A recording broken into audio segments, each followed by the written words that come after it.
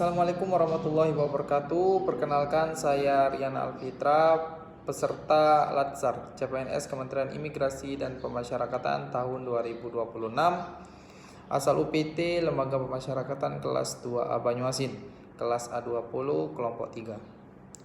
Baiklah, pada kesempatan kali ini saya akan berbagi pengalaman saya belajar tentang modul 1, modul 2, dan modul 3 pada agenda 1. Untuk modul 1 itu adalah wawasan kebangsaan dan bela negara. Untuk wawasan kebangsaan adalah cara pandang bangsa Indonesia terhadap diri dan lingkungannya yang mengutamakan persatuan dan kesatuan. Intinya kita melihat Indonesia sebagai satu kesatuan utuh, baik dari segi politik, ekonomi, sosial budaya, maupun pertahanan keamanan. Untuk tujuan wawasan kebangsaan itu yang pertama menjaga persatuan dan kesatuan bangsa. Dan yang kedua menumbuhkan rasa cinta tanah air. Dan yang berikutnya itu memperkuat identitas nasional. Nilai-nilai utama yang pertama itu nasionalisme atau cinta bangsa dan negara. Kedua patriotisme atau rela berkorban. Dan yang ketiga itu persatuan dalam keberagaman. Untuk bela negara adalah sikap dan tindakan warga negara untuk mempertahankan negara, tidak selalu dalam bentuk perang, tapi juga bisa melalui taat hukum, berprestasi sesuai bidang, menjaga persatuan, ikut serta dalam pembangunan. Intinya, wawasan kebangsaan adalah cara berpikir kita, sedangkan bela negara adalah cara bentuk tindakan kita. Dan yang berikutnya itu pada modul 2 tentang analisis isu kontemporer dan konflik kepentingan. Untuk isu kontemporer adalah permasalahan yang sedang terjadi dan aktual di masyarakat seperti korupsi, pelayanan publik, dan konflik sosial. Untuk menganalisis isu yang digunakan beberapa alat, itulah ada 3 metode. Yang pertama APKL, itu digunakan untuk menentukan prioritas masalah atau seleksi di yang pertama untuk masalah mana yang kita akan carikan solusi. Yang pertama itu PKL, aktual, problematik, dan kekhalayakan atau layak.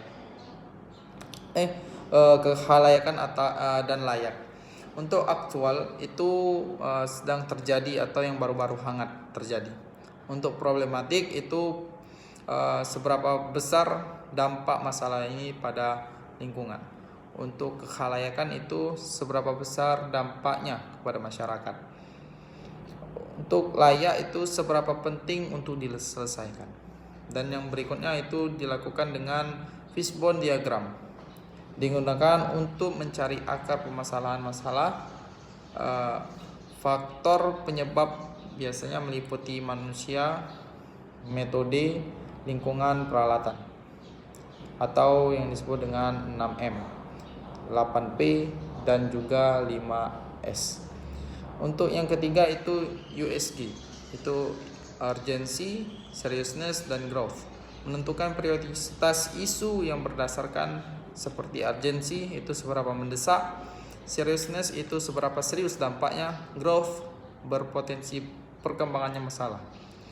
Untuk yang selanjutnya itu konflik kepentingan, adalah kondisi di mana kepentingan pribadi bertentangan dengan kepentingan jabatan atau organisasi. Jenis konflik kepentingan itu yang saya tahu ada 2, aktual atau yang baru terjadi atau yang sedang hangat, dan berpotensi terjadi. Aktual itu yang sudah terjadi, dan potensial itu berpotensi terjadi walaupun belum terlihat masalahnya. Tapi untuk mengantisipasi bahwasannya potensial itu ketika masalah itu belum terjadi, tetapi ketika masa yang akan datang bisa jadi terjadi. Ketika contohnya seorang pejabat memberi proyek ke keluarga sendiri. Cara mengatasinya adalah transparansi, akuntabilitas, dan menghindari keputusan yang bias. Untuk model 3 itu kesiapsiagaan bela negara. Kesiapsiagaan bela negara adalah kondisi siap siaga warga negara dalam menghadapi ancaman baik militer maupun non-militer.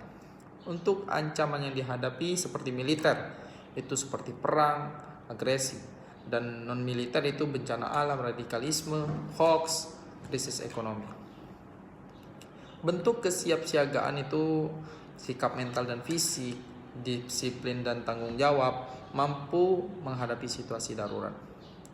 Contoh nyata dari kesiapsiagaan itu kita bisa ikut pelatihan kebencanaan, tidak menyebarkan hoax, ataupun kita harus menjaga keamanan lingkungan.